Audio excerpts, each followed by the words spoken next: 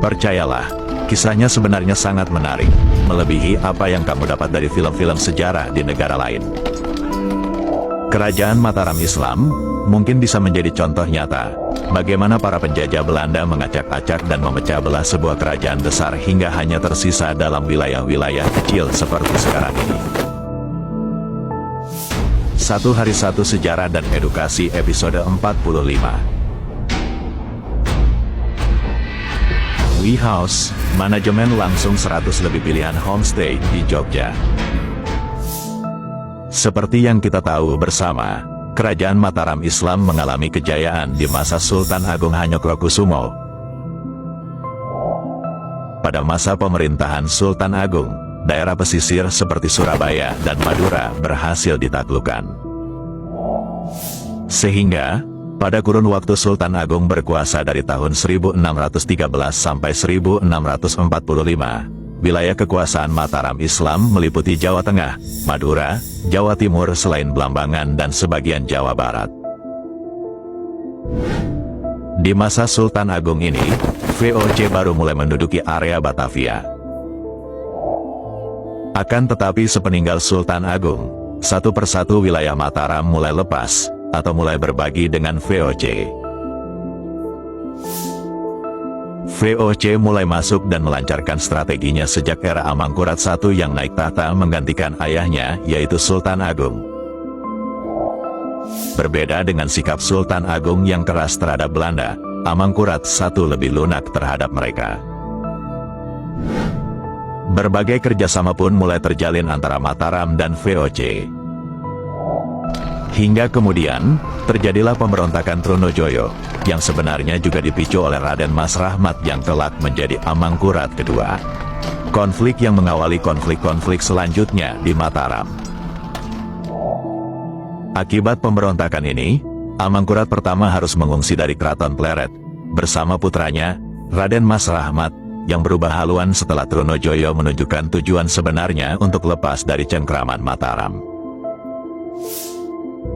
Demi menumpas pemberontakan Trunojoyo, Raden Mas Rahmat kemudian bekerja sama dengan VOC. Aliansi keduanya berhasil menumpas pemberontakan ini. Tidak berhenti sampai di situ, pemberontakan selanjutnya dilakukan oleh Pangeran Puger, saudara tiri Amangkurat II. Pangeran Puger menduduki Keraton Pleret yang ditinggalkan oleh ayah dan saudaranya, dan mengangkat dirinya sebagai raja bergelar Pakubuwono I. Amangkurat II kemudian membangun Keraton Kartasura. Amangkurat II kemudian membujuk Pangeran Puger supaya bergabung dengannya, tetapi ajakan tersebut ditolak. Penolakan ini menimbulkan konflik selanjutnya. Amangkurat II yang beraliansi dengan VOC kemudian menyerang Pakubuwono I. Pada tanggal 28 November tahun 1681, Pangeran Puger akhirnya menyerah dan mengakui kedaulatan Amangkurat II sebagai Raja Mataram. Namun, sepeninggal Amangkurat II, Pangeran Puger kembali merebut tahta. Ia beraliansi dengan VOC untuk menyingkirkan Amangkurat III. VOC setuju, Amangkurat III kemudian diasingkan ke Sri Lanka. Pangeran Puger kembali naik tahta sebagai Pakubuwono I. Namun, bantuan VOC ini tentu tidaklah gratis. Pakubuwono I harus menyerahkan wilayah pesisir Semarang dan sekitarnya kepada VOC dengan status gadai. Periode ini disebut sebagai Perang Tahta Jawa Pertama. Konflik perebutan kekuasaan tak hanya berhenti sampai di situ. Di masa Pakubuwono II berkuasa, terjadi pemberontakan besar selanjutnya. Pakubuwono II merupakan cucu dari Pakubuwono I dan anak dari Amangkurat keempat. Pemberontakan Sunan Kuning adalah yang terbesar di era ini. Ia adalah cucu Amangkurat III. Bahkan, Sunan Kuning berhasil menyerbu dan menguasai daerah ibu kota Kartasura. Kemudian ia segera diangkat menjadi raja dengan gelar Amangkurat V.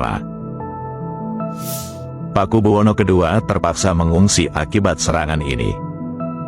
Namun serangan balasan segera dilakukan oleh pasukan aliansi Pakubuwono II, VOC dan Cakraningrat keempat dari Madura. Singkat cerita, pasukan aliansi itu berhasil merebut kembali Keraton Kartasura, dan akhir cerita Sunan Kuning diasingkan ke Sri Lanka. Meski Pakubuwono II berhasil kembali bertahta, namun, Keraton Kartasura hancur lebur dalam penyerangan tersebut, dan ibu kota berpindah menuju ke Cikal Bakal lokasi Keraton Surakarta Hadiningrat. VOC juga meminta imbalan untuk bantuan yang diberikan, di mana Pakubuwono II harus melepaskan Madura Barat, Surabaya, Rembang, Jepara, dan Blambangan. Hal ini dituangkan dalam bentuk Perjanjian Ponorogo pada tahun 1743. Kembali, wilayah Mataram berkurang besar akibat barter dengan VOC ini. Tak hanya sampai di situ, VOC kemudian merubah isi perjanjian tersebut secara sepihak dengan menyertakan penyerahan wilayah pesisir utara kepada VOC. Situasi politik pun kembali memanas. Pangeran Mangkubumi ikut dalam pergolakan ini, dan memunculkan konflik tiga tokoh besar Mataram yaitu Pakubuwono II yang kemudian dilanjutkan oleh putranya yaitu Pakubuwono III, Pangeran Mangkubumi, dan Raden Mas Said atau Pangeran Sambernyawa. Konflik segitiga ditambah intrik adu domba VOC inilah yang kemudian melahirkan Perjanjian Giyanti pada tahun 1755 yang membagi wilayah Mataram menjadi dua yaitu Kesultanan Yogyakarta dan Kasunanan Surakarta. Dan kemudian disusul dengan Perjanjian Salatiga pada tahun 1757 yang membagi lagi wilayah Mataram menjadi tiga bagian dengan Kadipaten Mangkunegaran menjadi pihak ketiga. 50 tahun kemudian, tepatnya pada tahun 1813, peristiwa bersejarah, Geger Sepoi terjadi di lingkungan Keraton Yogyakarta pada masa pemerintahan Sri Sultan Hamengkubuwono II.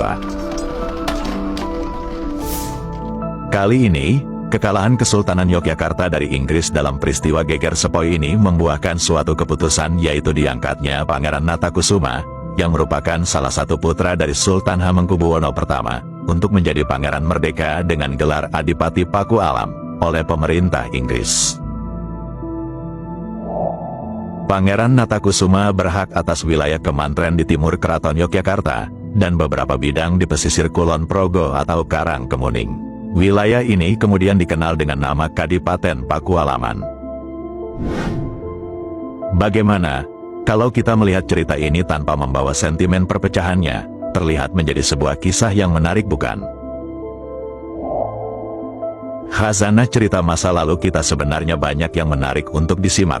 Hanya saja, sentimen ini yang masih menghalangi banyak cerita untuk dibuka selebar-lebarnya.